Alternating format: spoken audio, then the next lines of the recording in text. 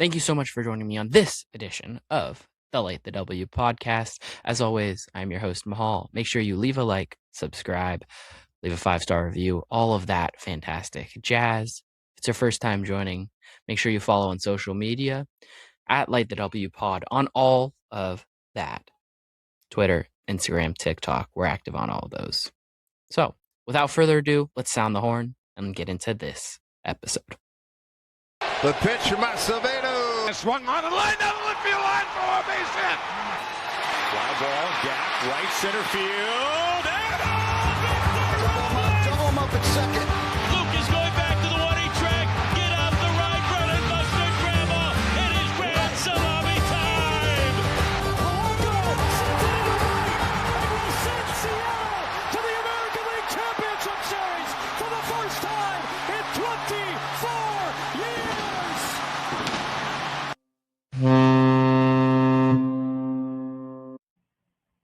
Another series win for the Seattle Mariners. Welcome to episode 149 of the Light the W podcast. Mahal Domingo Anderson joined by Jeff Budke, and it's been beautiful baseball by the Seattle Mariners as of late. Jeff, how are we doing? You let us get away with it. And now we're 500. Cole Young! Cole Young is clutch. Oh my Put it on God, the this guy board. is Cole hot. Young.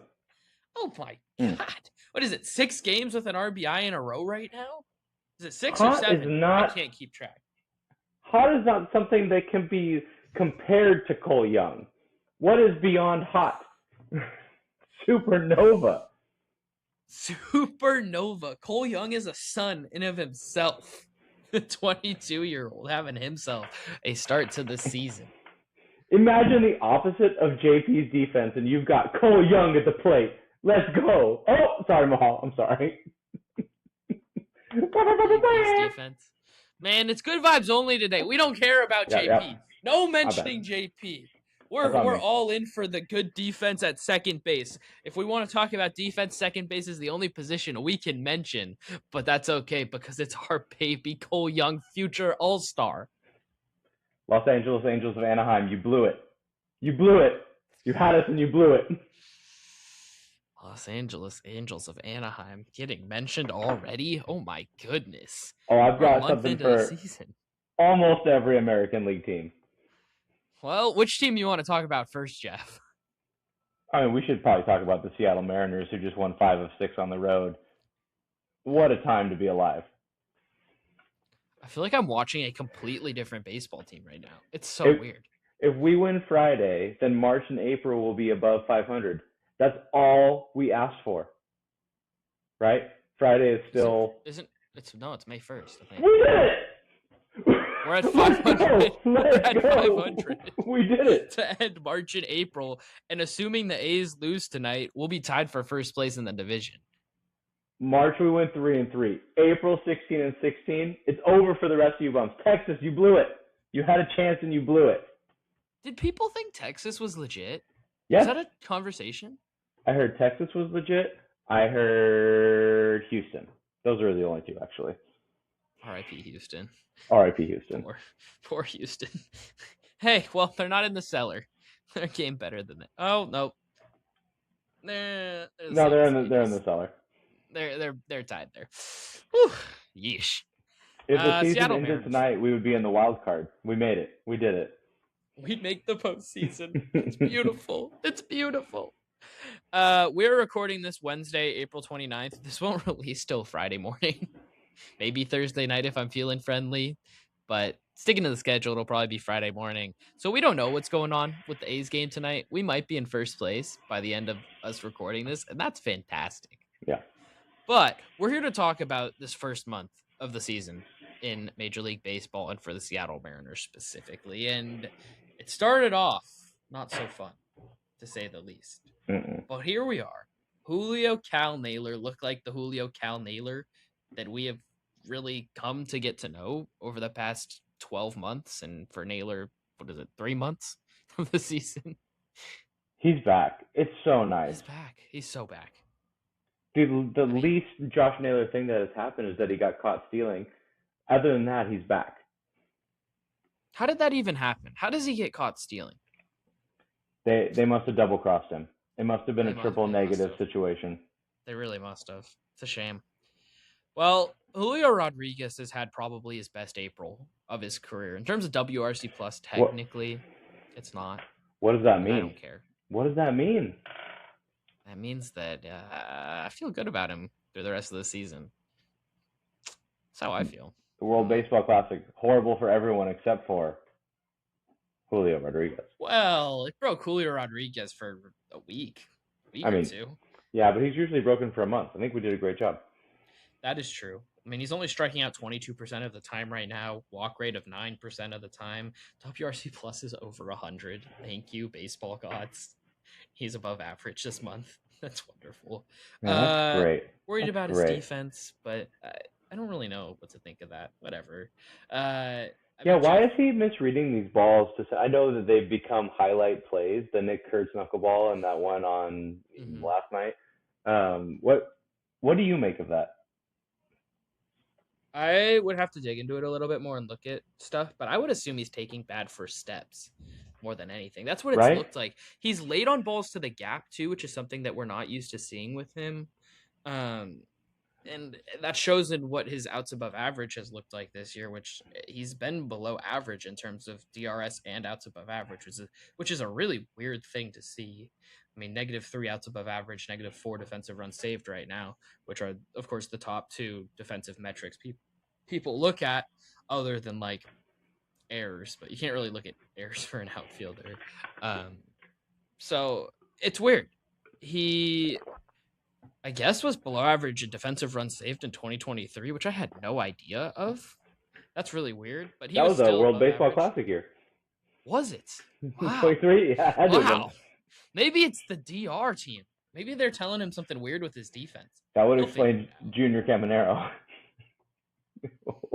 Got hit in the face with a foul ball yesterday too. He's afraid of that thing. God, poor guy. I don't want to jump ahead too much. The funniest thing from the sports week for me happened today, which was, what are we calling Mariners TV? It's not Root Sports anymore. Mariners Stream? I call it the home of Aaron Goldsmith. Aaron Goldsmith himself, by himself, they replayed Canzone on the double, and they replayed it because they thought he was hurt. Because I thought he was hurt too. Yeah, he's not hurt. That's how he runs. He runs like that? That's his normal. He runs like he's hurt. Okay. I was like, is he okay? He looks like he just like pulled his thigh, hamstring, groin all at the same time. That's how he runs. Oh my God. That's who he is. Someone tell him how to run better. Is that why he doesn't play in the outfield? We dive into these guys and they pour themselves into it. There's batting practice. There's all these things. No one is telling him like, hey, you look ridiculous when you jog or run. No one's doing that. I mean, Luke Raley looks pretty dumb too, but he's like supposedly fast. Yeah, he caught that ball in foul ground and then was running in, and I was like, why are you running like that? He runs like a chicken. He's talked about it. He's like, he's like, everything I do looks really weird, but it works. Hey, it works this year and sometimes in other years. After the first month, I think number one thing for me is that Cole Young looks like a stud.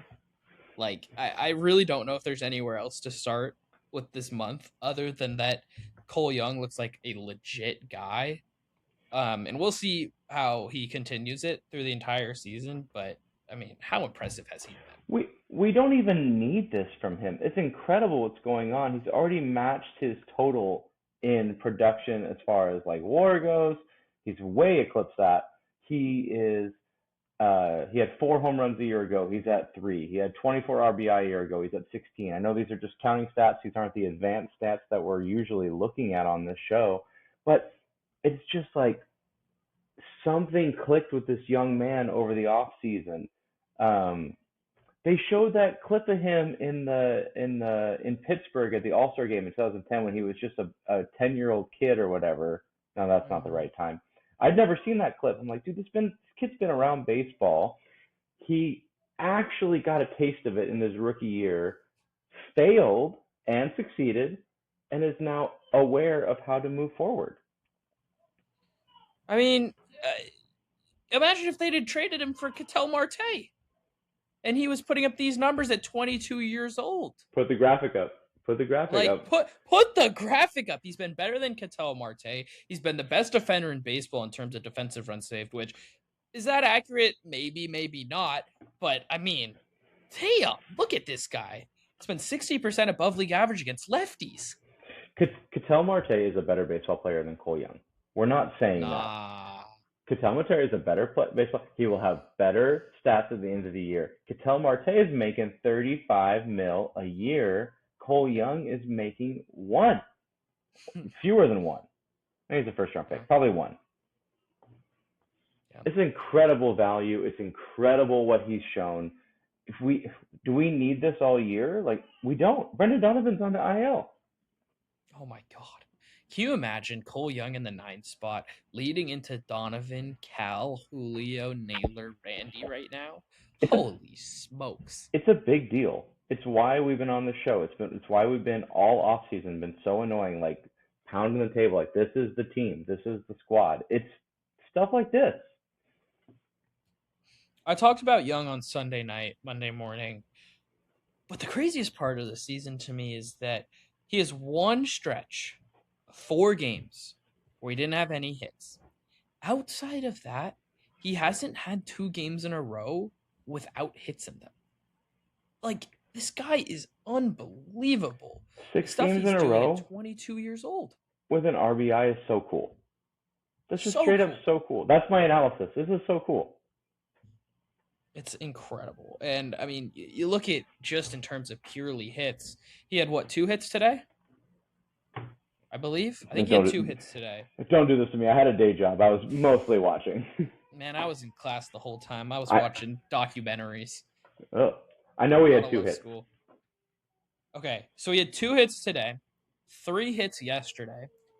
In his past 5 games, he has 4 multi-hit games. That is ridiculous. It's so good. And again, you look at the money thing. He's on only not even $1 million this year. He's not even arbitration yet. He's 22 years old. It is incredible what he's doing, and he's been the spark that this team has needed so many times. It's awesome. It's awesome. It really is.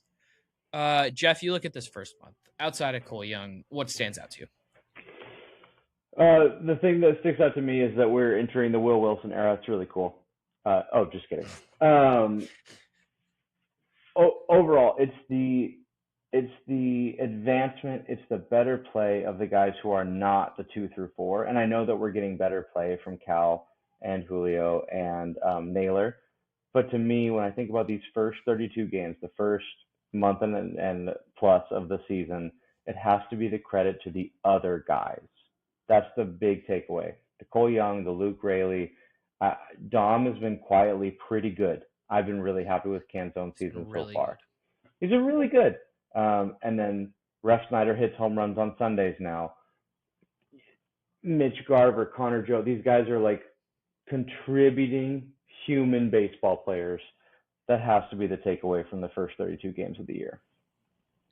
Yeah, I mean, the depth in this lineup 1 through 9 right now is really, really impressive. And it's the reason that they've been able to win quite a few games here down the final stretch of April. I mean, you talked about Canzone there. You talked about Raley there. I mean, Canzone's been 38% above league average looking at OPS plus. Rayleigh's been 34% above league average looking at OPS plus. I mean, those 2 guys, well, they're kind of redundant. They're kind of the same guy, and maybe that's a conversation to have next week, the week after, whatever it may be, because that is a conversation I want to have at some point. These 2 guys have both been really good, and they're really key to what this Mariners team have done, and both in the corner outfield spots, whether it's right field with those 2 guys or left field with Randy Arozarena, production at the plate has been fantastic, and it's really carried the Mariners through, I mean, the struggles of the first half of this first month of the season. They were rough. They were hard to watch. It wasn't a lot of fun, but they were able to win ball games here and there because of those guys and because of this pitching staff. I feel bad not giving credit to the pitching staff, but this is the expectation. This is the baseline. Last year, it was probably below this, if we're being honest with ourselves. But the pitching staff is doing their job right now. Kirby today went 6 innings, gave up 2 runs. Hancock on Sunday went 6 innings, gave up 2 runs. That's the stuff that makes for W's. The outlier there is Monday with Luis. Rest in peace, Luis Castillo. I know. And the Seattle Mariners admin, they posted a picture that he took this week. Like, he's a part of this team. He's a leader of this team. The people who are saying, like, move him to the pin, they don't know ball. It's going to be an IL. Oh my gosh. Like, what's it going to be, like a Bryce Miller, Luis Castillo staggered start? Like, no. What are we talking about? Stop it. He's going to go on the IL for a bit. He's going to come back. This stuff works itself out. It's baseball. There was that tweet this week about remind me, their FIP or their XFIP, where Hancock's and Castillo's are the same. So they're like, oh, it's actually it's a harder decision than it's like, no, look at their whips, bro. Castillo's letting guys on all the freaking time, and Hancock is dealing with less people on base, fewer people in scoring position. It just, that stuff you can see. It's not about numbers. It's about quality pitches, dangerous pitches, stuff that is flirting with the zone, out of the zone, that's making hitters question what you're doing. Castillo's not doing any of that. The pitching staff's doing an excellent job overall. Yeah. And I mean, ultimately, like, who cares about, I love the advanced numbers, but who cares about XFIP when the guy's ERA difference between the two is a 4-point difference? It's a 6.35 ERA versus a 2.86 ERA. Like, it's not a conversation. It's not. I mean, again, this is a conversation I don't want to have yet about what to do with those two and Cade Anderson and Bryce Miller and all these guys once we get, 2 months into the season or once Bryce comes back, because ultimately, like you said, this game works itself out. Baseball works itself out, and it's going to be fine. But Hancock, another guy that's just so key to what this team's been able to do. And, well, it's a disappointing first month being 500 at the end of it. Like, if you had told me the Mariners were 500 at the end of April, I'd been like, oh, that kind of sucks. But the way it happened, I think you got to feel really good about the way this team is trending and how they look. And you think about expectations for this team. I mean, I don't know about you, but expectations for me, if anything, have only gotten higher for this team. I want to get into that in a second. I want to really quickly on today's game. This was 2 days ago, or whenever this released. Wednesday's game. Canzone doubles with 2 outs. Gets to second base barely by the skin of his teeth, even though it's a double for literally every other baseball player in the world. Cole Young doubles. The batter who is on deck, who is signaling Canzone where to slide, is Leo Rivas. We score the run. Cole Young is at second, and Will Wisdom stays in the game. Rivas was going to pinch hit for him, but then Wisdom, as soon as the game was tied, Wisdom went back in the game to go righty versus righty instead of going switch. I think that with victories, Dan is also breathing and letting the game come to him. We have lamented, is Dan going to get better at managing? It's so early. There's so much baseball left. There's 20% of the season is done right now. Ish. And like, who knows math? Who could do math?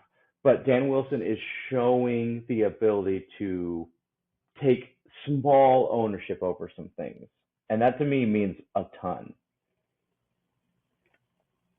Yeah, I mean, the more you win, the more the stress is just going to come off of some of these guys, monkey off the back sort of thing. And I mean, as soon as you saw Cal, as soon as you saw Naylor, as soon as you see Julio start to, have a couple hits fall, get an extra base hit here and there, that's when these guys have really started to find their groove, and it works for everyone. Once you get that one outing, and I mean, even for Luis Castillo, I mean, if he can find a start where he has the right feel of that slider or that changeup, and he can consistently throw that for 6 innings and get a quality start, maybe that's the start of something for him. Because I mean, look, he's 33 years old. He's looked pretty cooked so far this year. He hasn't had a secondary pitch. His fastballs have just gotten kind of rocked, but I mean, he's not been that great in April throughout his career, and I believe he can be better than he's been so far for sure. So to me, like, this team can only get better. Yeah, they can only play better from here on out. 4-9 start, 12-7 cents. this got me into something. I got really sidetracked with this. Um, the Mariners, like home field advantage in the playoffs, it is probably important. But we have not been in the playoffs enough to truly know. Like, I don't have enough experience with that as a baseball fan. I know last year having game 5 against the Tigers at home was really nice, and having game 7 on the road against the Blue Jays felt bad. Sucked. Are you familiar with the traject arc, the pitching machine, the virtual reality thing? So I did a little bit of research for this, and this is a thing that 25 to 28 teams have. It's kind of debated. It's not really like publicly shared, but at least 25 teams have it, and it is believed that 28 teams have it. Famously, the Nationals didn't for a really long time, and I have to assume that the Sacramento Athletics are the other one because they're playing in a minor league ballpark. Although it's not public information of like whether they have it or not, but I think that's a pretty safe assumption. This is a $500,000 investment. It's not nothing, but it's kind of nothing for most baseball teams, in my opinion, but whatever. The Mariners are usually very cheap in these kind of things. So what it does is it simulates the pitches of the other player. Who does that really benefit? It benefits some guys. It really benefits like your pinch hitters. It benefits your guys that are struggling. Canzone can go face a simulated lefty 1,000 times a day if he wants to, and just get that better feel. If you're the road team, you cannot use that. It's only available to the home teams. Being a top 2 seed in the American League is imperative for those younger guys, for those subs, for Ref Snyder, for those kind of guys, for Mitch Garver. They can go in the 4th inning and they could get 100 at bats against a relief pitcher in virtual reality world or whatever that is. They can go pretend to play some Mason Miller in the World Series. Whatever. Having that home field, winning the division and being a top 2 seed now is like, it went from like, that's my goal, it's my expectation, I hope that happens, to like, no, that's the number 1 priority for this baseball team. Yeah, I mean, and this is a team that has talked numerous times about how they feed off of the energy of the crowd. When there's a larger crowd at T-Mobile Park, this is a team that plays up to those standards. And man, I really hope we get to see postseason baseball again this year. I expect we will get to, knock on wood. And I would love to see T-Mobile Park absolutely freaking rocking again. I will never forget that Eugenio Suarez home run in the 8th inning, Game 5 of the ALCS. I'll never forget Jorge Polanco walking it off in Game 5 of the ALDS. Those are moments that we will forever remember as baseball fans. And if we get to host some more games, there will only be more moments like that. In the American League right now, only 2 teams are playing better than us. It's the Rays and the Yankees, and only one of them can have home field. The other one has to go on the road in the playoffs. Like, we have played like doo-doo paper for 32 games overall, and we are the 3rd best team in the American League right now. And it's like, let's go, boys. Let's win the first 2 against Kansas City. And if Luis Castillo could take an L on Sunday so that we could go a different direction, I'd be okay with that. And then let's go. Luis Castillo. Dude, the Braves series is going to be so fun. It's going to be a great series. Two great teams playing in Seattle. Oh, like, my God. Can you imagine living here and not going to one of those? Oh, wait, that sounds like me. Well, I know I won't be at any of those. I'm down here with the Anaheim Angels in the cellar. I bet those tickets are getting cheap. You want to know who they're playing this weekend? Oh, tell me. The New York Mets. A movable object versus a stoppable force. It might be like $3 tickets. I haven't looked yet. Dude, you can walk in. They won't even. Probably good. They'll just scan you, the metal detector. That's all they have to do. Well, the problem now is that they got a whole section closed after having some rodents be caught in a food section up in the 400th level. That's such a bummer. Angel Stadium continues to be the worst in the league outside of Sacramento and Chicago. Hey, Sacktown. It's kind of fun. Oh man, I'm not gonna be a fan of that. Yeah. we're a month into the season, and I feel really good about this team. It's really weird. Jeff, anything for you that you're concerned about at all?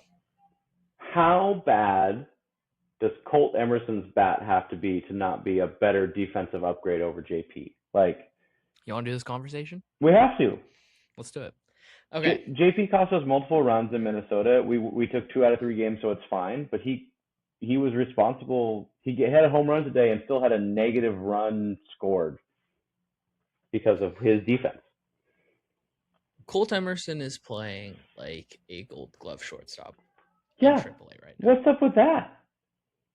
That's so cool. It's really impressive. He took a step last year, I know, but from all the looks of it, it seems like the step he took this year is a whole nother level. I mean, the clips that you see from Mariners minors on Twitter are freaking ridiculous.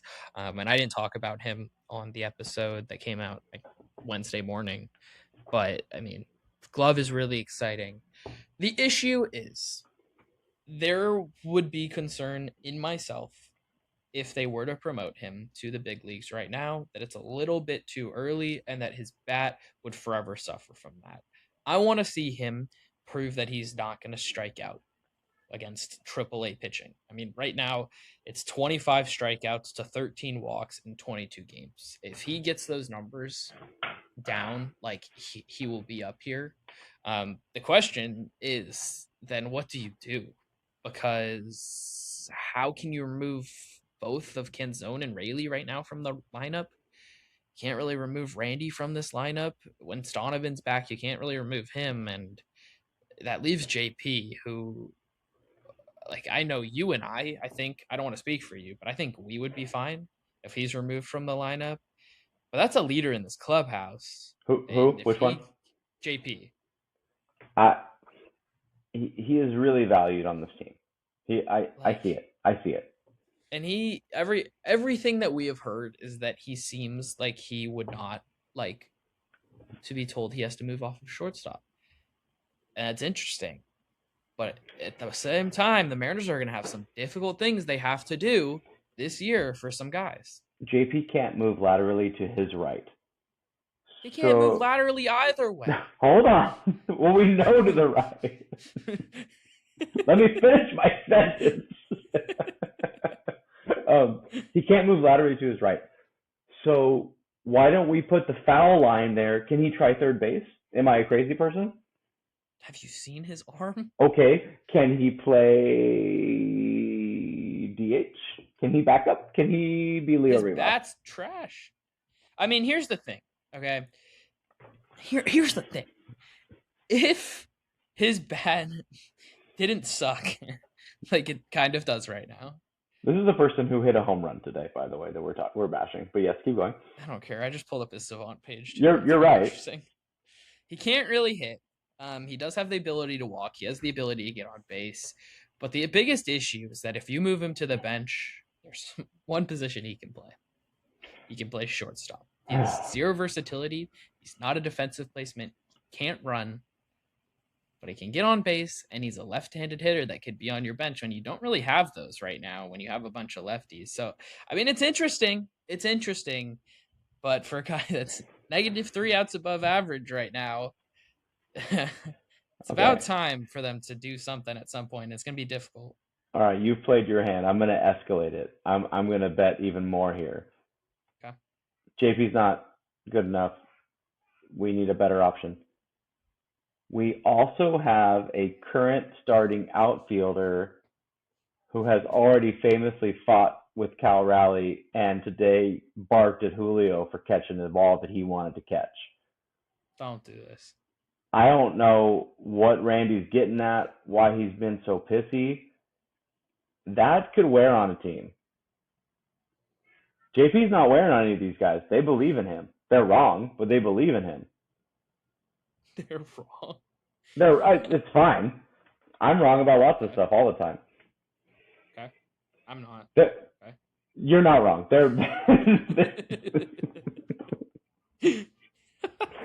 Sorry, that was good. Yeah, you're not wrong. I'm wrong all the time about lots of stuff. But Randy's got to like turn this down a little bit. Yeah, except for that he's been like our best hitter this year statistically. That helps. But what if that goes away? Can you be this pissy and be bad at baseball, or do you have to be good at baseball in order to be this irritating? I mean, the issue is that the Mariners, there's an overall roster issue right now with the Mariners. And it's quite literally that they have an entire team of designated hitters. J.P. Crawford should be a designated hitter if his bat was better. Man, Randy Arozarena should be a designated hitter. For years, we had no bats and only defense, and we were like, no, we can do it, guys. Ichiro can hit third. Here we are, and we have no defense, all bats, all designated hitters, and it's really freaking annoying. It is pretty annoying. Okay, so Colts defense right now, yes, would literally impact our team super positively. Yeah. So we're just waiting for what? Just for his offense to get a little better. Yeah, show some consistency in terms of his approach. Okay, if that's true, then there's no chance for me that Colt Emerson isn't playing shortstop in October. I think that's how it should be. Okay. J.P. Crawford's not a Seattle Mariner in 2027. So when do we start? I mean, that's it's the May. question we're gonna have to have when middle of May, or beginning of June. You broke that news to me earlier in this episode that it's May 1st right now. Like we did it. Yeah. It's Colt Emerson time. Not yet, but we're getting there. I want to ask you, Jeff. Ben Williamson. Oh, Ben. Obviously Mariner last year. Were you a fan of Ben? Yeah, I liked Ben. The idea that he was going to be a productive Mariner this year was far-fetched to me. Okay. So the risk of calling Colt Emerson up right now, to me, is that he's kind of like what Ben Williamson was last year. Now, Colt Emerson, much better prospect, has the ability to be much better. There's a lot more impact in his bat. But purely talking this year, it seems like he'd be a glove-first defender at shortstop instead of third base, where you kind of need production out of the bat. And if he can't produce out of the bat, it's like, I don't know.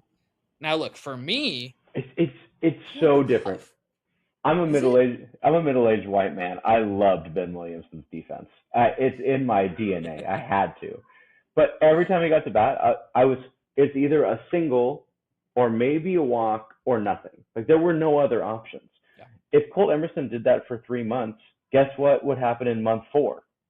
You know what I mean? Like, yeah, he's so much better at hitting than Ben Williamson. And I mean, no disrespect to our 275 hitting friend who's amazing at defense. Yeah. And it's an impact. And the Rays were right. Junior Caminero is horrible at defense. They were right to take that risk. Because Junior Caminero is awesome, and he should be playing every single day, forever and ever and ever. But goodness gracious, he's bad at third base. Yeah. I mean, this is going to be a legit conversation, I think, that we're having in a couple weeks once Colt Emerson starts to figure that bat out, knock on wood. And there's going to be different takes about it, but there is going to be an intense pressure on the Seattle Mariners to put Colt Emerson at shortstop, knock JP off. And then there's another prospect that might do the same thing that's going to be knocking on the door here come the end of May for the pitching staff. Cade Anderson has been really, really good. I was super worried you were going with your boy Luke. Steven. I was like, no, stop. Not yet. That's 2027. That's 2027. Stop it. Luke, future MVP Stevenson. God, he looks so good. But Cade Anderson, this is another guy, and ultimately, Nathan Church just robbed another home run. Sick of that guy.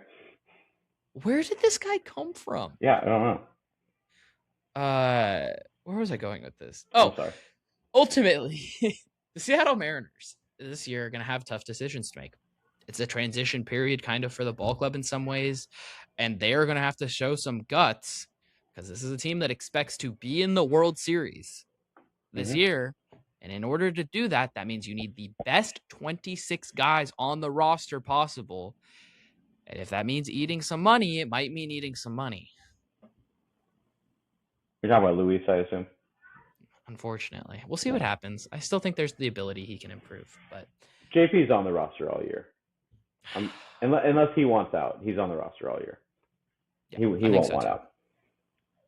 I think so too.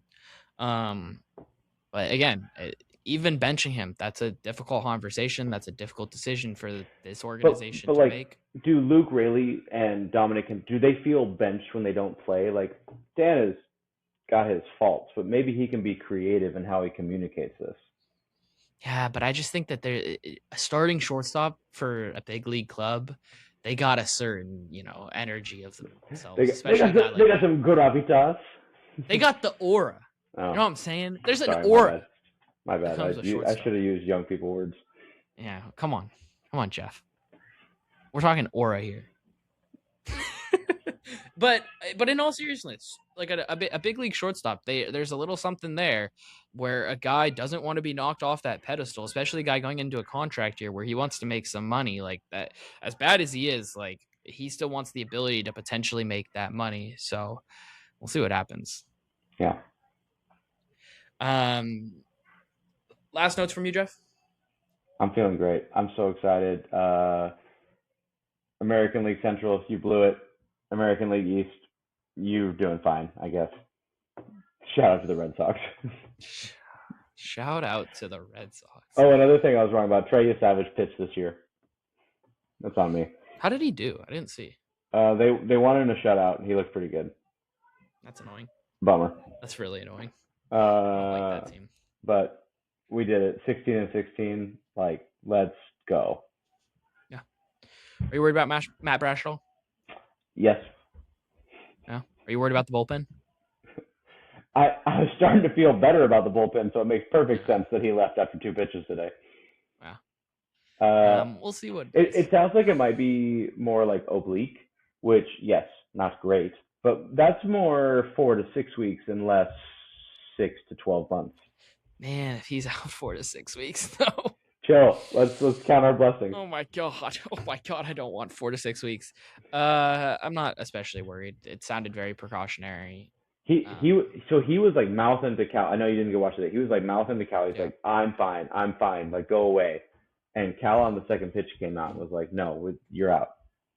Something's wrong. I mean, he was wincing. So like, yeah. I'm like, be precautionary. It didn't even sound like there was any guarantee of an IL stint from the quotes after the game, from what I saw, which hope so. Hope that's the case. This bullpen's going to need help at the deadline as it is already. And if Matt Brash is out for any sort of extended period of time, they're going to need 2 bullpen arms. That's what good teams do is they go out at the deadline. They go get another bullpen arm. That's fine. Yeah. We're a good team. Now. I want an arm now. That guy we just got coming, so we traded Randy for Randy. Let's just trade him for a new bullpen arm. I like that. That's great. Jeff, can you give an example? I can't.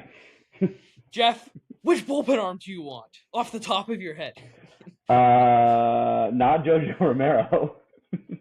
Man, I really like Jojo. I know you did. You did 2 episodes on him this summer. It was winter. Did I do 2? Oh my god. Oh, for there was sure. not much to talk about this winter. No, you were dedicated.